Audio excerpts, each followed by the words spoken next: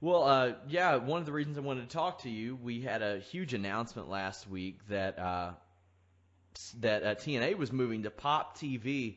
How did you find out about this news? Were you surprised about it? Well, I think we all knew the move was coming. It was a much talked about thing amongst the industry, when the news broke prior to the announcement of TNA moving to Pop TV, that there was, rumblings going on about Destination America and TNA's relationship coming to an end. So it was a surprise to know that we moved to Pop TV, but not a surprise that the move was coming. Dixie Carter is just, she's very resilient when it comes to, making sure the best things are done for her company. And I think that moving to Pop TV will prove to be much better for TNA, for the promotion as a whole, for the viewing audience as well. It puts us back in many more homes, and I think it's going to reflect in the ratings, because a lot more fans who have not been able to find us, since moving to Destination America, can have that opportunity to relocate us and begin to enjoy Impact Wrestling once again every week. Yeah, I've noticed Brad Schwartz, the president of Pop TV, he's been glowing about TNA. He's really excited about it. He seems like he's thrilled with it. He said it was a no-brainer for them. What's that like to have the head of the company step up and just say this is going to be an important part of our channel? Well, that's the great thing right there. That's the number one thing when it comes to professional wrestling. When it comes to not just any genre of entertainment, but specifically when it comes to professional wrestling, you have to be on a channel that supports wrestling fully, regardless of how you look at it, wrestling or sports entertainment. And it's very important to have that brand, your brand being supported by the channel that's going to display that brand, help build that brand, be behind that brand 100%, and more importantly, be a fan. And I think that's what you're referring to when you talk about the president of Pop TV. He grew up a wrestling fan, and he is still a wrestling fan, so he's more than thrilled to have that as a staple on his network, and to help build his brand as well as continue the evolution of the Impact Wrestling brand as well. What do you think about the move to Tuesdays? This is really the first time since WWE's ECW that we've seen a major program on a Tuesday night. I think that move is going to be great. I think moving to Tuesday, not being stuck in the middle of the week, it gives the fans something. It kind of keeps that trend of waiting and anticipating, that beginning of the week type atmosphere. Obviously, Raw comes on Monday, and a lot of people obviously wait for Monday to roll around so they can see what happens or whatnot. Maybe a fallout from the pay-per-view. And, speaking of pay-per-views, when the pay-per-view happen on that Sunday, the fan doesn't have to wait that much longer to see the results, find the results, or the fallout following the pay-per-view or whatnot. And I really think it's going to be a really good move, and I'm just happy with the move to Pop Television and to Tuesday nights, Impact is just kind of just rolling along, and there's not a whole rebranding process, if you will, because it's really not necessary. But I think moving to Tuesday nights is going to help overall, and I think it's going to be a good fit for both parties, Impact and Pop Television. Yeah, I'm really excited to see how Impact does with more viewers available. Right. How were you approached to rejoin TNA as a color commentator earlier this year? Oh, man. TNA, the head, the office, if you will, the head honchos, we were never out of contact. over the time of my departure from TNA. Dixie Carter is very it's kind of crazy when you can call your boss a friend, but everybody who knows Dixie Carter knows that she's a very relatable person. She's probably one of the cooler and better bosses anyone would ever have the opportunity to work for in this lifetime, to be honest with you. You know, I mean, I'm in Nashville, Tennessee right now, and I can just head over to her house if I wanted to and sit back and talk to her. You talk about open door policy. I mean, her home is literally always open to you, and we just the timing was just right. You know, obviously the seat came open, and we had prior discussions of when business was right. We'll do business again, and you know, if everything falls into place, and it's just like everything just fell into place, and say, hey, what do you think about this? And you know, just it worked. The stars aligned, and I went, and it was a no-brainer. I went down to Orlando, and for the moment I went down there, it was a done deal. So there was never like any bad blood between you and TNA after the departure? No, never any bad blood. Obviously, I've done interviews in the past. You know, after my departure, I talked about why I left. I talked about you know, why there was no re-sign of the contract sticking around. You know, a lot of people left for their own reasons or whatnot. But it just at the time it was the right thing for me to do as a performer, and obviously, you know, it was however TNA felt about it at the time. It was right for them, and you know, it was not a bad thing at all. So when you leave, you know, when one door closes, another door opens. Well, when I left TNA, I never closed that door, obviously, and so here I am again, and we're back doing business together. So yeah.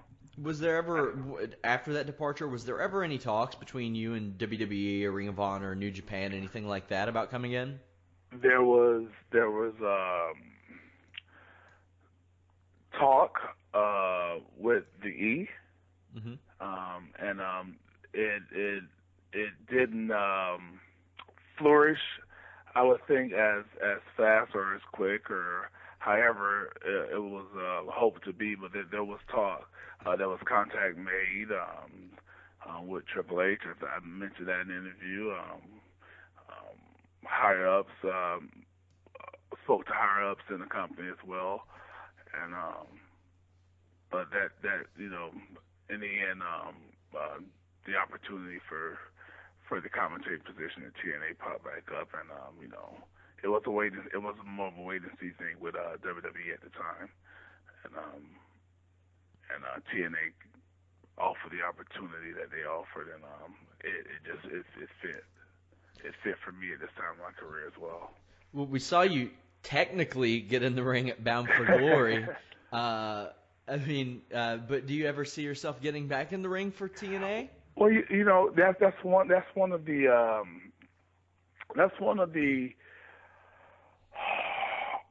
harder things, or I don't think I want to say hard. I think the word that I'm looking for is one of the more intriguing things about this whole color commentating thing. Immediately, Pope becomes the you know, second announcer, color commentator. He sits in a seat that's often occupied by retired or semi-retired or inactive former regularly active wrestlers or entertainers or whatnot. So immediately, you know, as young as this blood is that runs in my body, Daddy, they still, the fans and promoters alike, many of them see me as retired. I'm not retired at all. I still wrestle to this day. You know, I just won the OVW Southern Tag Team titles with Marcus Anthony, who was a former NXT FCW performer for WWE. So we just, won the titles, and I stay very active. When it comes to getting back in the ring with TNA, I don't see that right now as a purpose to be fulfilled. There have been talks about it. There have been mentions about it, Pope getting, got to get you back in the ring, or, we got this going on, or fans ask all the time, But I stand firm in my belief that there's no point at this specific time for Pope to get back in the ring without being validated. If it's not for gold, then I don't see Pope getting in the ring. What for? It does. If it's not for gold, or if it's not for a special and meaningful purpose, then there's no point for me to get back in the TNA ring. It's I mean, what more can be done other than what I just mentioned? So there's really no point just to hop in the ring for the sake of getting in the ring. It has to be worthwhile. Happy to hear that you're doing some stuff with OVW, because I'm a Kentucky dude, and I've always liked OVW. They've managed to stick around forever, with or without WWE or TNA. They're still around. Absolutely, and that's one thing about OVW's head guy, Honcho, the Wizard, as I like to call him. And my grandpa in this professional wrestling industry, talking about Danny Davis, he's an old stubborn coon, man. He's a fighter, and that's one thing about him. He's a fighter. He's very resilient as well. He's crafty, and he knows how to get by and make things work. And that OVW will always be Pope's home. That's where I got my start. A lot of people know this, and I share with a lot of people. They birthed me into this business single-handedly. Jim Cornette at OVW, and that guy, the Wizard, if you will, OVW, little fat man behind the curtain. That's what I like to call him, a little man behind the curtain that makes everything happen. They birthed me single-handedly. Little black Afro-haired kid from Jacksonville, Florida, comes up to Louisville, Kentucky, man, and they see something. And if it wasn't for them seeing something in this guy who was an amateur boxer who couldn't, who took 20 steps to get across the ring, you understand what I'm saying? Could not throw a punch without using his whole body, following through on the punch and making contact and making guys go, ouch, lighten up, kid. So they saw something, and I remember the call when Jim Cornette called me. He said, hey, man, he said, look, you don't know a headlock from a wrist lock. You don't know, you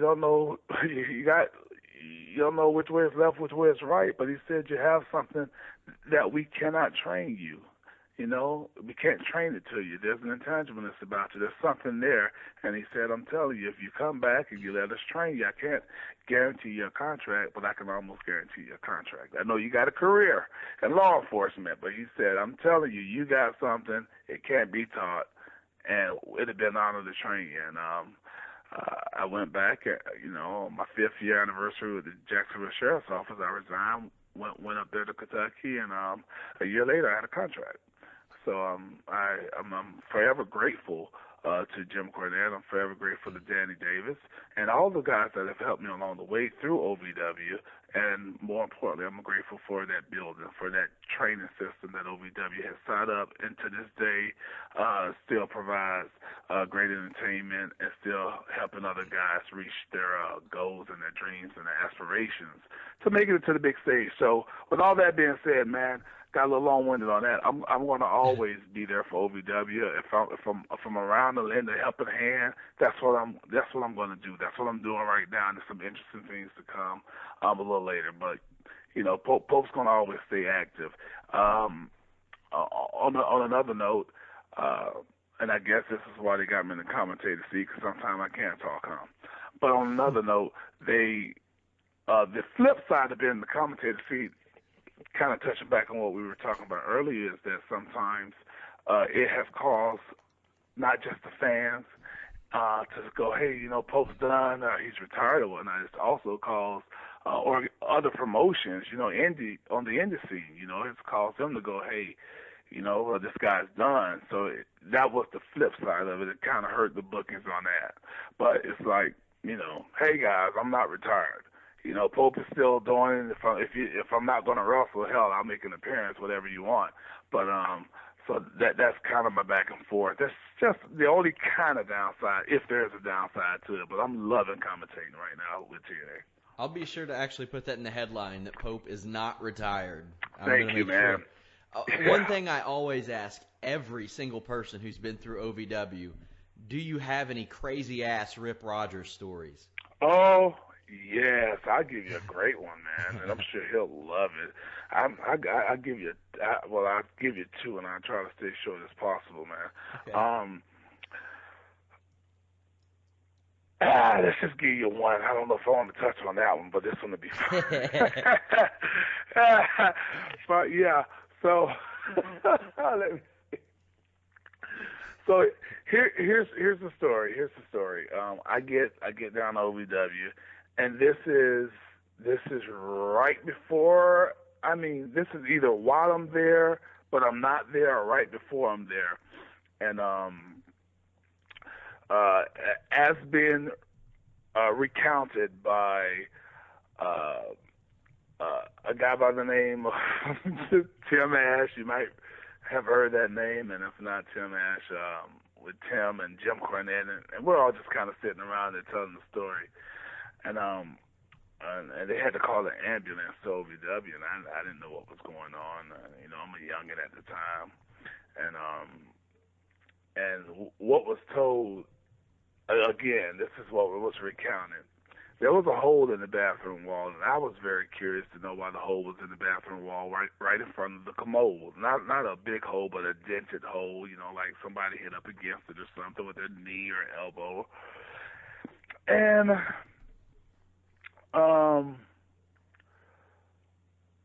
what was said was that someone was in the bathroom, the door was locked, and there was you could hear somebody in there wheezing and screaming or making a distressing sound. And so they were knocking on the door saying, "Hey, you okay in there? Are you okay?" And you can hear the wheezing and the distressing sound again. And Jimmy has to use the restroom. That's what's going on. And so Jimmy is at the door, like already in his cutting promo. You mother effer, come on, get out here! I got to do, and you can hear the and you can hear it. And so after a while, they hear a thump, boom. And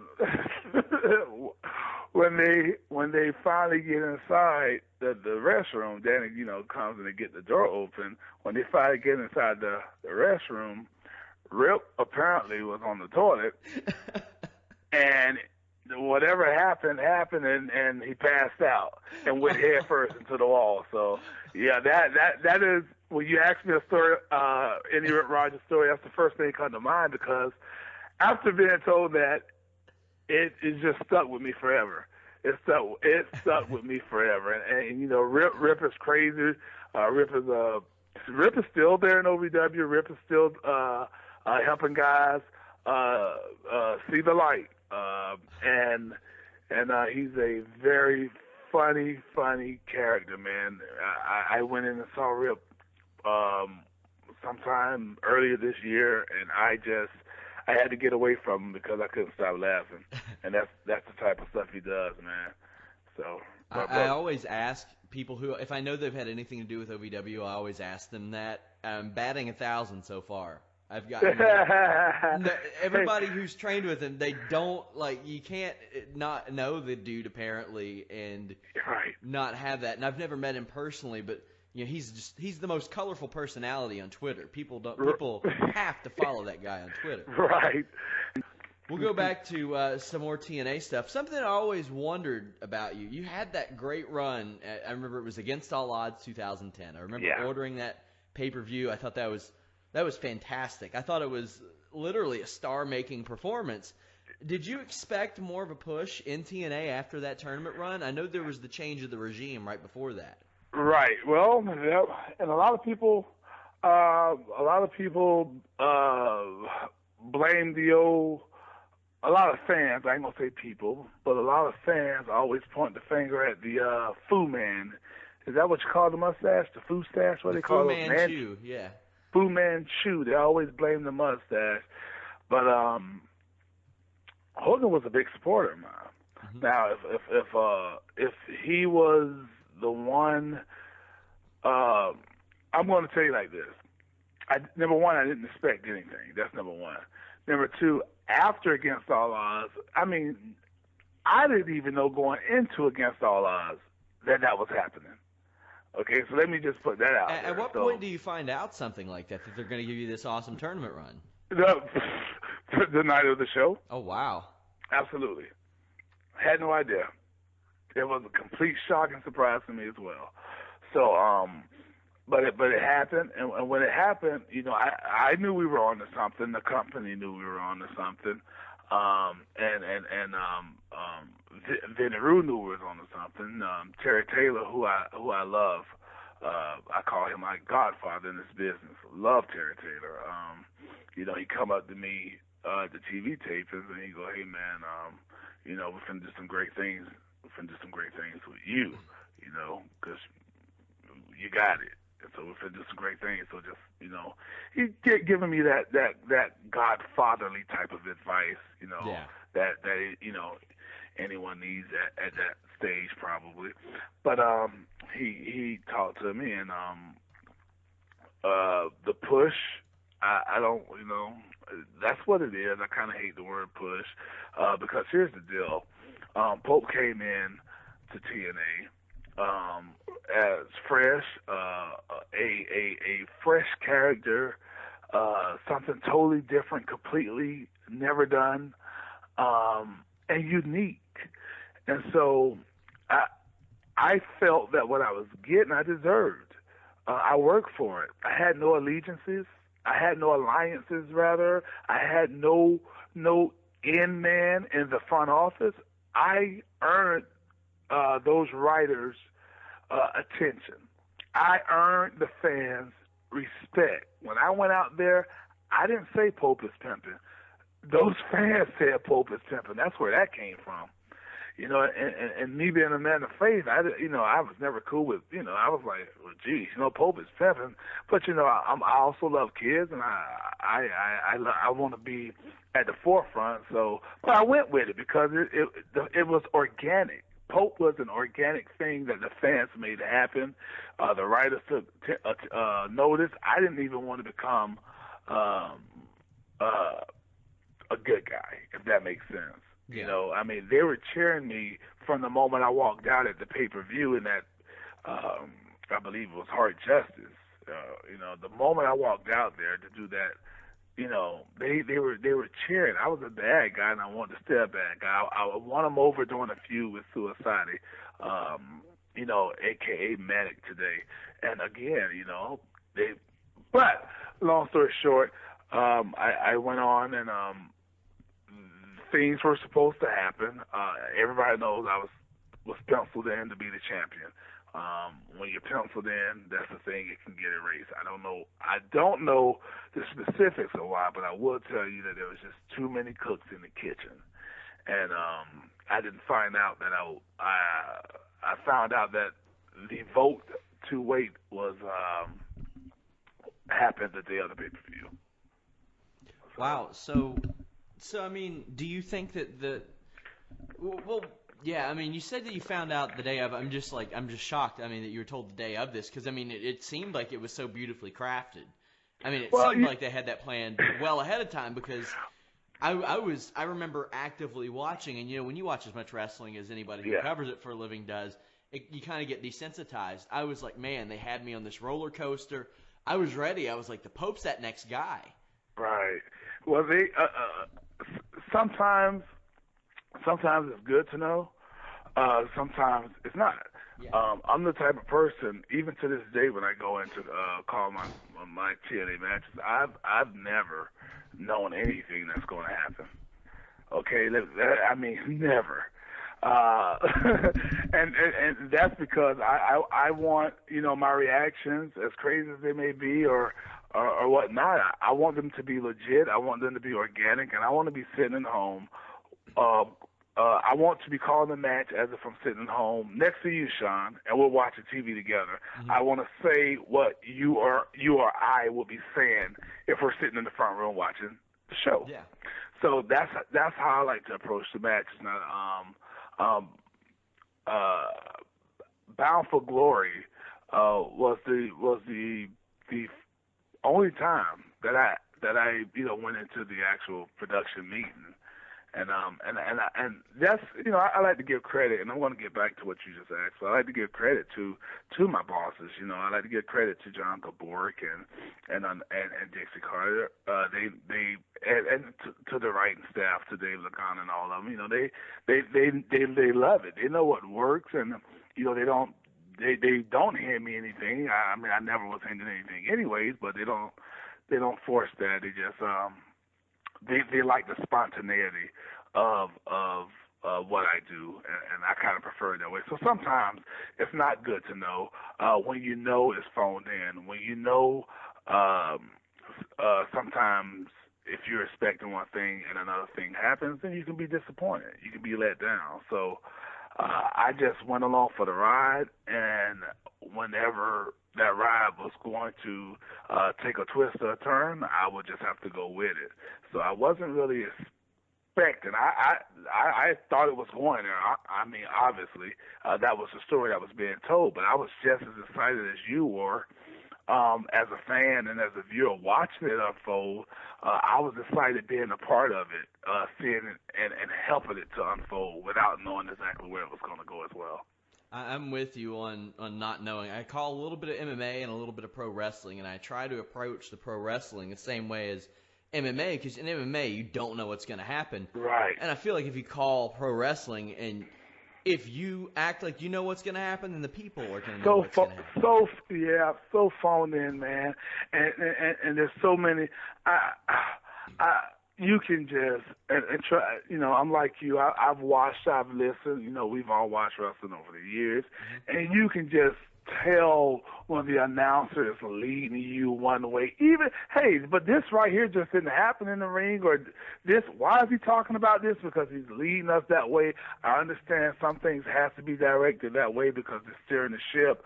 But as far as the action goes in the ring, I try to keep the conversation on the guys in the ring. I try to put over the guys in the ring, put over what's going on in the ring. I want to talk about that more. I want to talk about the character, as well. And I think that's sometimes something that's sometimes it's been lost, a lost form or whatnot. But as I said before, a guy like me who's been in the ring is very in a unique position to call a match from two different perspectives, and that's from an in-ring competitor, and that's from an onlooker, and that helps. But my goal sitting out there at the ring with my colleague Josh Matthews is I want to bring back the lost art form of the Bobby the Brain Heenan. I want to bring back the lost art form of the Kurt Hennig at the desk, the Macho Man Randy Savage. I want to be that type of color commentator. Now, can I be them? No. Am I trying to be them? Hell no. I'm trying to be Pope, and I want somebody to hopefully one day, if this is it for me, and that ends up being my I sell the ship, off the edge of the earth, then, hopefully some fans will come behind me and some wrestlers come behind me and say, hey, I want to do what Bobby did, what Macho did, what Kurt Hennig did, and what Pope did. You know what I'm saying? So, and Larry Sabisco, God knows I don't want to leave him out either. Yeah. I'll ask you just a couple more and I'll let you go. But brother, you good. I love talking to this, and you just take the best parts, what you want, and you just put it on there. Awesome. I've always I brought up this angle to Vince Russo, who I do a podcast with. One of my favorite TNA angles ever was one you were involved in. It's really underrated. It was the one with you, Kevin Nash, and Sting, where for months you all were talking about Hogan, Bischoff, and Jarrett, and saying, this is corrupt, this is corrupt, Right. this is corrupt. And then you all looked like heels the whole time Right. until the big reveal, and it was like a 6-person turn, and it was beautifully crafted. Yeah, it was. I love that angle. It was very unique. It was really unique, and sometimes Vince definitely don't get the credit that he deserves, and sometimes he gets the credit that he deserves. You know, whether that's good or bad. But I will say this one thing about Vince Russo before I talk about that whole angle. Vince Russo, hands down, was the best thing that could have ever happened to Pope, ever. 100 and 100,000%. I mean, no ifs, ands, or buts about it. Vince Russo is the best. Good Lord. He's gonna love hearing that. Well, hell, all of a sudden I'm saying, hey, you remember you doing the interview, the world's going to IWC, is that what it's called, right? Yeah. They're going to go crazy over this one. But, You're done. Yeah. you might. Now I got to change that headline because you'll have to retire now. Right. But I have to give the devil his due, man, and I have to give Vince Russo his credit. And the reason why Vince Russo was because, number one, he saw talent. Number two, he immediately got a vision for Pope and what he wanted to do with Pope. And, because they wanted to bring me in as Elijah Burke. That's the status quo. When a guy that's, been up north and come down, you kind of roll with it. And that name has already had value. They wanted to bring me in as Elijah Burke. And I said, hey, Vince, I said, here, check this out, man. This is what I was trying to do up north. Vince, me and him walked to the office. Vince went into the room. He came back out like he had just had a baby, like he was the proudest dada, in New York. And he said, Pope. He didn't say. He didn't say Pope. He said, bro. He said, bro, you have to do no. Forget about Elijah Burke. You have to do this. I'm telling you, you have to do this. That is money. That is money. And he said, I already see. You know what? The name, Dinero. That means money, bro. You have, and so D'Angelo Dinero was born. Man, that. And so, and again, that's to his credit. And the other thing is Vince Russo, and pretty much nobody, even back to my mentor, my idol, the late great Dusty Rhodes, when we were up there, and Pope goes in the wood, but I promise you I'll come right back out. When I was up there in WWE and ECW, Dusty was my hands-on guy, and under Dusty, Lagana used to work under Dusty, David Lagana. Yeah. So Dusty, even when they had, I went up to Dusty the first time. And gosh, chokes me. I went up to Dusty as I was backstage, and I'm walking up to Dusty, man, and I'm shake out, put my hand out to shake his hand, and respectfully say, "How you doing?" Dream. I'm before I can even finish saying who I am, he goes, "I already know who you is, Daddy. You and I, we gonna make some magic together. I've been watching you. Or I've been waiting on you," something to that effect, But yeah, and that was like so cool. So when I would have words or a promo written out for me, and I specifically remember doing this one promo, and it may have been the one. It may have been the one after CM Punk. When I was trying to get CM Punk into the New Breed or something like that, I'm not too sure. But I specifically remember several times, but this time in specific, where they had this sheet for me with my name on it and what I was going to say or supposed to say. And Dusty looks at the paper. He looks at me. He said, "You see this?" He said, "Read that right there." He said, "You see what they got right there?" He said, give me that paper back. He took that paper, he balled it up. Now, you saw what they just wrote. Now, I want you to tell me how you going to say it the way you want to say it, Daddy. That's awesome. Right.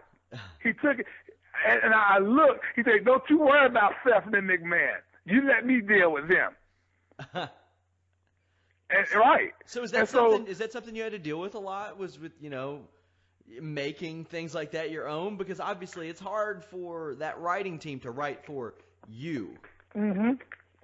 And this is where I'm going with Vince Russo. Vince did not write for Pope. You can put that in bold capital letters.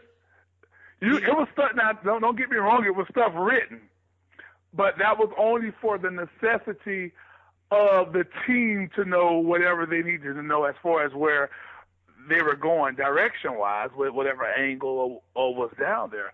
But Vince, I give him that credit. Vince will come around and go, I never, ever, ever, ever, ever followed the script in TNA. Wow. Everything Pope said was 100% organic. Tell me where you want me to go. What am I talking about? And that was it. And Vince I remember one time in specific, he'll remember this. He'll probably laugh when he sees this, read it, whatnot. Oh, I'm going to bring it up tonight. I'm bringing it up tonight on the show. He'll laugh about it. He comes running around the corner, and he goes, and we're standing around here, we're waiting. And sometimes, you guys have heard the story. Sometimes the shows, it don't matter what show you're working on or what promotion you're working with. Sometimes direction changes all the way up to the last minute. That's just the nature of the beast. And so we're standing around here. Vince has been held up, and we're supposed to be shooting this promo. And we're waiting on Vince, Russo to get around there. And when Russo finally comes around, there. He's in our, he's fast walking, and all right, I'm here. He slaps his hands together, and goes, all right, Popey, what we have? And I look at him, and I'm like, Vince, what do you mean what we have? All right, let's go, Popey, what you got? Let's go. And I'm going, I don't even know what the hell I'm doing. I don't even know what are you. I say, nobody told me anything as far as direction-wise. And he goes, okay. He goes, well, you're finna do this, and you're with Devon, and, you got his boys and whatnot, and, okay, let me tell you this, Pope, and this is how it happened. Let me tell you this, Pope. We're about to go here with you and Devon. So you just talk about this, blah, blah, blah, whatever. Okay, you got it? You got it, Popey? Okay, good. Come on, let's do it. And that's how we did it. That's how it was all the time. That's how he preaches that a lot, that people need to be themselves on a show. And this is what he told me. This is, look,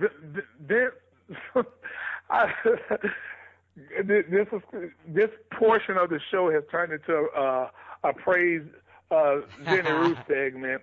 But we're both done in the business. It's right. He said these words, bro. Nobody knows Pope like you do. I can't write for Pope. I'm a 40-something-year-old Italian guy. You know Pope. I can't write for Pope. That's what he said. I love that you preface all Vince Russo quotes with bro, and that's accurate. yeah. So and there was times he whatever it was, if there was something that I knew ahead of time where we was going, he would ask me, okay, well, what are you going to say? What do you want to say or whatnot? And he would take that and he would put it in there, and being that I'm telling him what I'm going to say. For instance, we're talking about the angle with me singing Kevin Nash, and the whole, which unfortunately Hogan, had to go back to those back surgeries because it was going to be, it was still a highlight of my career. But gosh, it was going to be the highlight of my career if Hogan was able to wrestle at that time. But he had to go through the back surgery.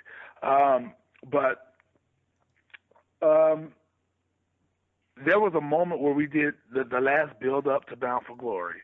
Me seeing Kevin Nash in the middle of the ring, we're cutting a promo. I don't know if you recall that. Yeah. And it was when I called Bischoff a no good son of a Bischoff.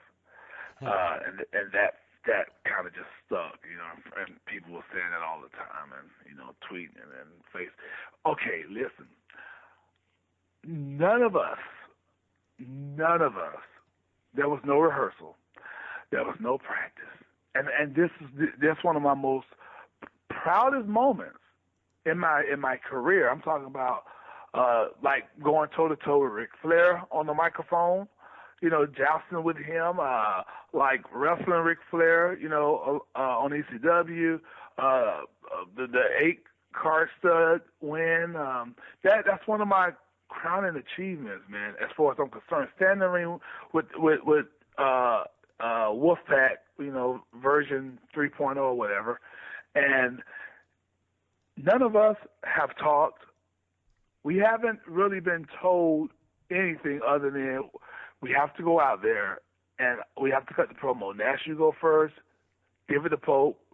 Pope says what he's going to say, and then the Sting. Everything you saw on that promo is 100% off the cuff. 100% off the cuff, and Russo will tell you that.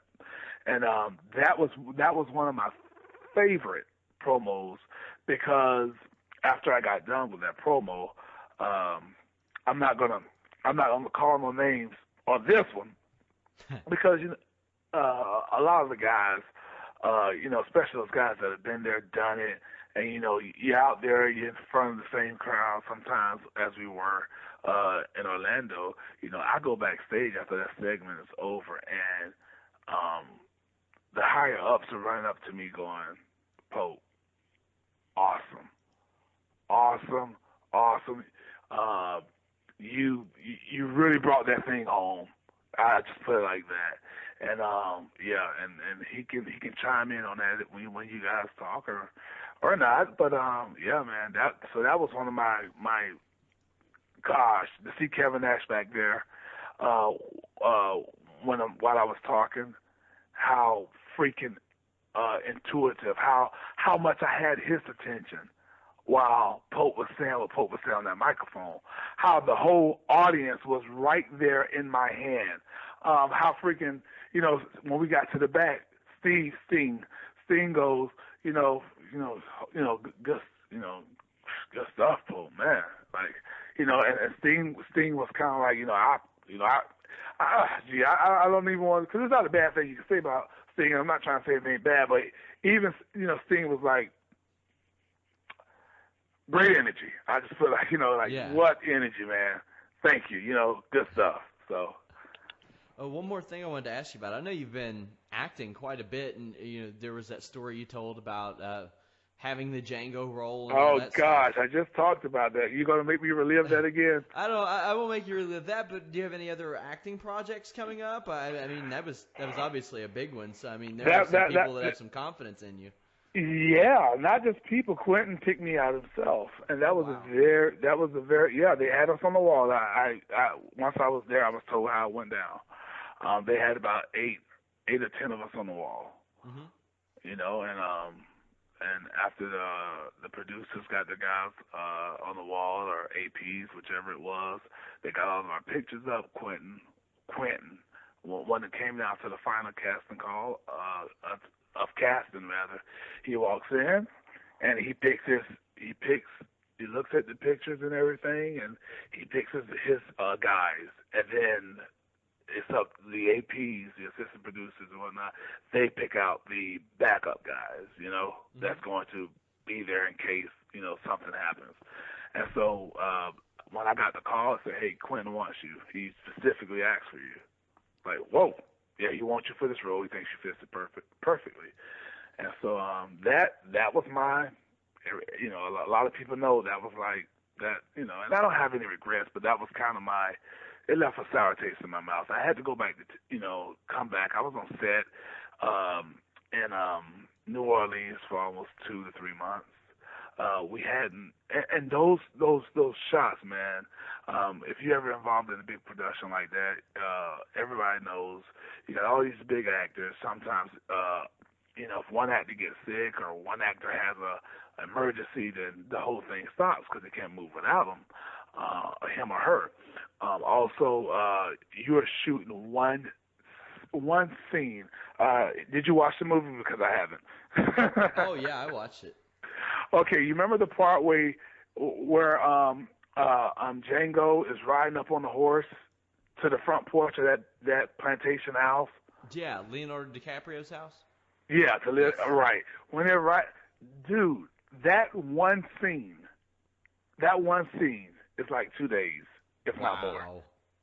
They have to shoot it from every angle. They kept so they shot Leonardo walking and Samuel Jackson getting off the porch and coming up to the horse. That was almost 2 days worth of shooting. I mean, it's a very long process. So with that being said, people go, well, how can you be out there all that time and they never shoot your face yet? Well, it wasn't my face time yet. They were shooting the main actors and their parts first. I was supposed to be in the house, that I was supposed to be in Leonardo's Mandingo. I was going to be the guy that was in there fighting, one of the guys, that's supposed to be in there fighting. I guess that he was trying to sell or whatnot, the script that I read. And I was also, supposed to have been there crying over him when he got shot. I was supposed to have been carrying him in the casket and all that stuff. I had a lot of face time in that movie. And so people ask me why didn't I stay or why didn't I leave TNA then or whatever. It's because of loyalty. It's because of TNA. That was my bread and butter. I understand Django was opportunity.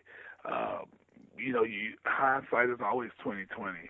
But when you got a company that's been good to you, then it's only fair that you do the right thing by them. And so that's what I was trying to do. And in the end, it cost me that role. It cost me a huge opportunity, my decision, and but I stand behind that decision. Well, before we go, I want to have you tell the people where they can follow you on social media. Thank you very much. You can follow me at DABLACKPOPE. That's the Black Pope, with a DA, Black Pope at Twitter.com. Also, and you be sure to send me your stuff too so I can follow you, Sean. Definitely. Also, Facebook.com/Elijah Burke, and the ElijahExpress.com. The ElijahExpress.com, that's the official website of the Pope and of my Love Alive charity, and I want to talk about that just really quick. Yeah. I meant to ask you about that, but I didn't know if you would have time. Go ahead. Man, sometimes, well, that was my thing. I was telling Angela that I wanted to get in. She runs everything. She sends me all the stuff, and I appreciate her. She's acted as my assistant, agent, helper, whatever you want to call her. But I wanted to be sure that I was in the room and not have anything else on my plate so that I can give you much time as you need it. But my Love Alive charity is coming into its fourth year. We recently became 501c3. We're a legit organization, and we'll be doing our love drive this January the 9th, 2016, the second Saturday of the new year. And what we do in the Love Alive charity is that was just something that was laid on my heart to help those that can't help themselves, or to help those that are in need of a certain help to help themselves. Right now, for the past 3 years, we have gathered and fed probably over 2,000 people in downtown Jacksonville, Florida. And I tell people this all the time: we don't feed them out of a truck. We don't feed them, cold sandwiches, peanut butter sandwiches. We don't feed them out of some soup, salads, and all of that. I take these people. Burger King partners with me. They allows me to use their property, and we feed these people hot burgers. And I'm talking about homeless people. I'm talking the same homeless people that are standing on the street with their hand out, sleeping on the expressway, pushing buggies. And I document it every year, and the reason I document it is so that people can see that this, what I'm doing is legit. Their funds are being used for a great cause and great purpose. We are feeding these people. We're giving out indigent packages. For those who don't know what indigent packages is, that's necessity. That's deodorant, toothbrushes, toothpaste, feminine needs, and the combs, brushes, and all the likes. We're also clothing. So if anyone have clothes, shoes, anything that they can bring down on January the 9th at noon to the downtown location of Union Street, Burger King. If they can bring anything to donate, please do so, because we're in need. We are a still very young charity organization. And I'm in the growing process. I'm facing a lot of growing pains, but it's something that comes along with the territory. So right now, as of 2015, I've had 25 gracious people to donate towards the cause. And I want to give a shout out to my boss, John Burke, who was one of those 25 people to say, "Hey, Pope, you're doing a great thing, and I'm going to support you." It's very rare that you get people in the industry, and I don't care what you're doing. I don't care what you're doing. I don't care if you got a softball game or your kid is about to go face wrestle for a championship, play football for a championship. It's just very rare that you get your brothers from the industry to support. They may support you from afar, but to actually support you actively or whatnot. So big shout out to my boss, John Burke, for supporting me in that cause. And we need many, many, many, many more donations.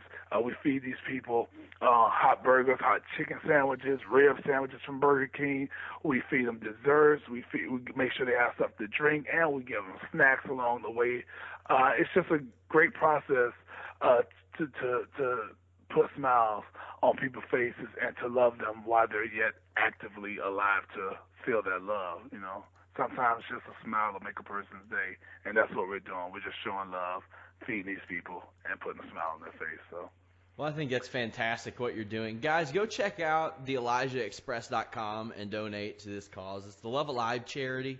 Also, be sure to go check out the Pope's Pro Wrestling Tees page. You can actually get a T-shirt of the Pope peeing on your name, which is awesome. I love the stuff. I love the Pro Wrestling Tees stuff, as always. Thank you for that. By the way, it's not going to be on your name, but you're telling the person that your name here.